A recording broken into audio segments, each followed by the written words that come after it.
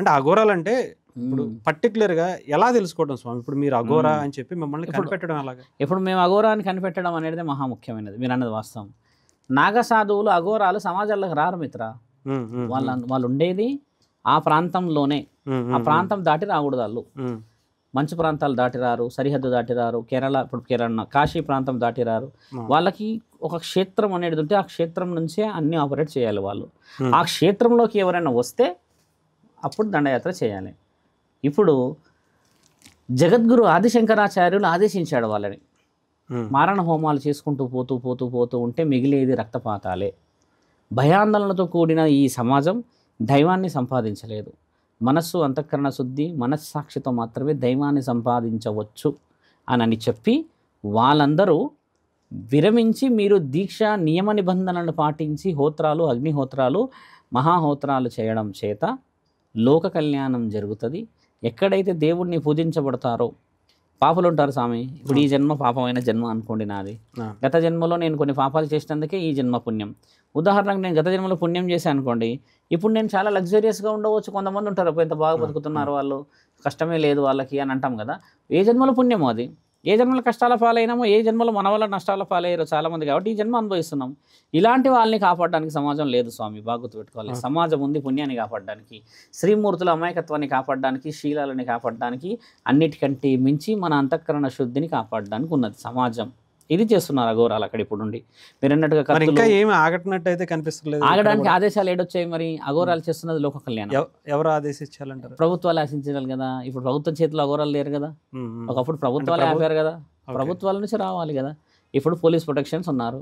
ఇప్పుడు ఉదాహరణకి మనం ఉంటున్న ఈ ప్రాంతంలో ఏదన్నా గొడవ అయింది అనుకోండి, ఏ గొడవ నీ గుడి నా గుడి అయింది అనుకోండి, దాన్ని ఆపేయడానికి ఎవరు వస్తారు? మొదట బాగా గమనించండి, పోలీసులు. తర్వాత ఎవరు వస్తారు? నెక్స్ట్ మిలిటరీ, తర్వాత కమాండోస్, తర్వాత ఏదో ఫోర్సులు వస్తాయి కదా.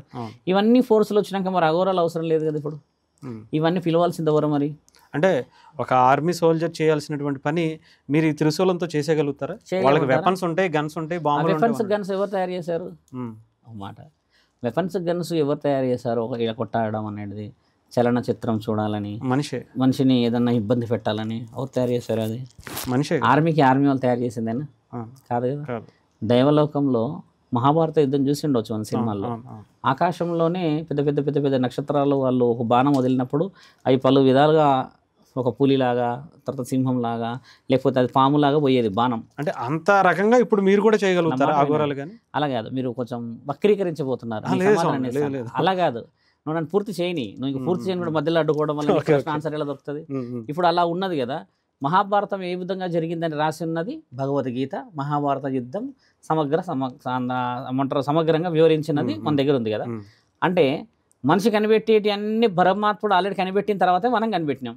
ఇప్పుడు జస్ట్ మనం ట్రెండ్ ఫాలో అవుతున్నాం. ఇప్పుడు బుల్లెట్ ఉంది స్వామి వాళ్ళు ఆపనీకి అని అన్నావు, వాస్తవం కదా. తర్వాత ఏదైనా ఆయుధం ఉంది స్వామి కొట్టనీకి అని అంటున్నావు కదా. మన శాసన గ్రంథంలో అన్నిటికంటే ముఖ్యమైన చాలా చాలా చాలా శక్తివంతమైన ఆయుధం ఏదో తెలుసా మిత్ర? మీకు తెలుసా? మీరు చదువుకున్న వాళ్ళు కదా. మీరు ఆపగలరా, చేయగలరా అంటున్నారు కదా. బ్రహ్మాస్త్రం కూడా బ్రహ్మాస్త్రమే కదా. అసలు ఆ అస్త్రాలు అనేవి దేవుడికి సంబంధించినవి. నేను అడుగుతుంది మానవులకు సంబంధించి. మానవుల దగ్గర చాలా చాలా శక్తివంతమైనది, అత్యంత ముఖ్యమైనది, విలువైనది, అన్నిటికంటే కొన్ని 100 రెట్ల నాలుకలను ఇలా కోసుకుంటూ పోగలదు. అంటే కుటుంబాల నాశనం, సమాజాన్ని కూడా బస్సు పట్టించగలుగుతుంది. తెలుసు కదా. ఒక నాలుక, ఈ నాలుక కంట్రోల్ చేయలేని నీవు యుద్ధాన్ని కంట్రోల్ చేయగలవా? నీ నాలుకతోనే కదా ఆ రోజు యుద్ధం జరుగుతుంది అక్కడ. నీ నాలుక వల్లే కదా గుడి గోపురాలు అదేవుతున్నాయి. మరి నీ నాలుకని నువ్వు కంట్రోల్ చేయలేని నీవు అఘోరాలు వచ్చి త్రిశూలాలు పట్టి తింపాలా మిమ్మల్ని? నీవు నీ నోటి దురుసుతోని ఒక వైరాన్ని చేయగలిగినప్పుడు నీ తల్లిదండ్రులు నీకు గుణాన్ని నేర్పించే పద్ధతి లేదా? సంస్కారం లేదా? సంస్కారవంతమైన ఈ భారతదేశ అఖండ భూమండలంలో ఎవరి ఆస్తాన్ని పంచభూతాలని పీల్చుకుంటున్నావు నువ్వు? గాలి మీరు కనిపెట్టారా? నిప్పు, ఆకాశము, భూమి, నీరు, మరి ఎవరిదని మీరు పీల్చుకుంటున్నారు? ఎవరిదని ఉంటున్నారు? మరి ఒకప్పుడు పుణ్యం చేసినందుకేగా ఈరోజు ఉంటున్నావు. మరి నువ్వు పుణ్యం చేయమని చెప్పి నీకు నాలుకిస్తే దాంతో ఎందుకు మరి ఒకరినొకళ్ళు మతాలని, ఒకరికొకరు కులాలని, ఒకరికొకరు కుతంత్రాలని, ఒకరికి నీ దేవుడు నా దేవుడు అని అంటావు? ఒకే దేవుడు అని చెప్పిండు ఆయన పరమాత్మ. 100 ఆత్మలు ఉన్నాయి, అందరు నా దగ్గరికి చేరుతాడని చెప్పి ఒక బైబిల్ అదే చెప్పింది, ఖురాన్ అదే చెప్పింది, నీకు మన భగవద్గీత అదే చెప్పింది కదా. పరమాత్మను చేరవయ్యా నీ జీవాత్మతోని అని అంటే నీవు సపరేషన్ చేసుకున్నది నీవు కదా, నీ నాలిక పదును కావాలి అని నువ్వు నిర్ణయించుకొని ఆ నాలికతో కుటుంబాల రోడ్డున ఈడ్చుకున్న నీకు మహాభారతంలో చేసిన విల్లు కావాలా? కన్నతల్లి నుంచి వచ్చిన రక్తబంధానికి విలువ ఇయ్యలేని ఈ సమాజంలో అఘోరాలు నాగసాధువులు వచ్చేసి ఒక ఆయుధం పెట్టి కోయాలా? ఆయుధం పెట్టి కోసేది ఎవరిని తెలుసా మిత్ర? మాట వినకుండా అధర్మం వైపు పోయే వాళ్ళని. ఇక్కడ ధర్మయుద్ధాలే జరుగుతున్నాయి, మీకు తెలియదు. ఇంకా ఉమ్మటి చెప్తా, ఇప్పటికీ ధర్మయుద్ధాలే జరుగుతున్నాయి, మీ దేవుడు మా దేవుడు అని. ఏ రోజైతే మన దేవుడు అని మొదలవుతాడో అది కదా కావాల్సింది ప్రపంచ శాంతికి. ఇప్పుడు ఇక్కడ ఇదే జరుగుతుంది కదా. మరి అఘోరాలు చేస్తుంది కూడా అదే. ఏ రోజైతే ఆ నాలిక మన దేవుడు అని వస్తున్నదో ఆ రోజు సమాజం కాపాడబడుతుందని శాంతి హోమాలు, శాంతి పూజలు చేయాలనేది లోక కళ్యాణం. అంటే ఇప్పుడు చాలా మంది అనుకునేది ఏంటంటే 3 మతాలు ఉన్నాయో లేకపోతే 4 మతాలు ఉన్నాయో, ఇతర దేశాలు ఇంకా ఎక్కువ ఉండొచ్చేమో, కానీ మన దేశం దగ్గర అయితే మాత్రం 3 మతాలు ప్రధానంగా కనిపిస్తాయి. అంటే ఇప్పుడు అల్లాని కూడా ఈశ్వరుడే అని అనుకోవచ్చా? ఇప్పుడు అల్లా ఈశ్వరుడు, తర్వాత నేను చెప్పింది మాట అల్లా, తర్వాత యేసు ప్రభు, మరియు మీరు అన్నట్టుగా పరమశివుడు.